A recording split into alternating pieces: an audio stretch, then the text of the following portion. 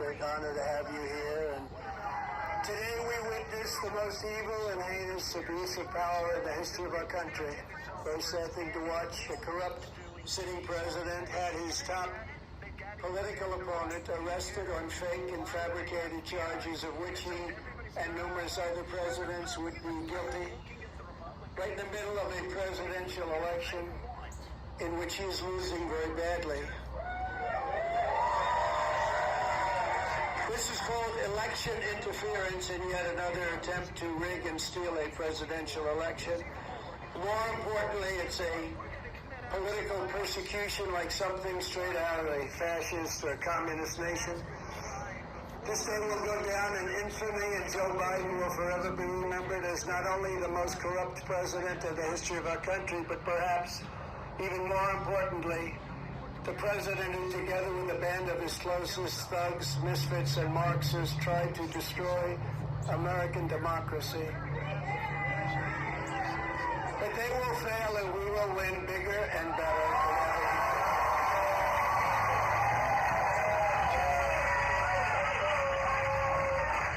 Charging a former president of the United States under the Espionage Act of 1917 wasn't meant for this.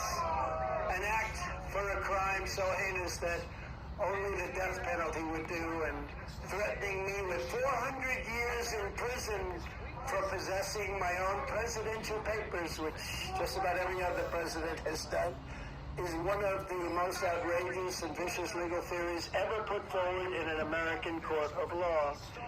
The Espionage Act has been used to go after traitors and spies. It has nothing to do with a former president legally keeping his own documents. As president, the law that applies to this case is not the Espionage Act, but very simply the Presidential Records Act, which is not even mentioned in this ridiculous 44-page indictment. Under the Presidential Records Act, which is civil, not criminal, I had every right to have these documents. The crucial legal precedent is laid out in the most important case ever on this subject, known as the Clinton Sox case. You know what that means? After leaving the White House, Bill Clinton kept 79 audio tapes in his sock drawer. They included discussions of U.S. military involvement in Haiti, discussions of U.S. foreign policy, both defense and offense, against Cuba, recordings of President Clinton's conversations with all of the many foreign leaders at the time. Think of that. Sensitive facts about trade negotiations taken from presidential briefings, discussions with the Secretary of State about conflict in Bosnia, and much, much more. Very big stuff. Not only was Bill Clinton never even considered for criminal prosecution based on the tapes he took, but when he was sued for them, he won the case.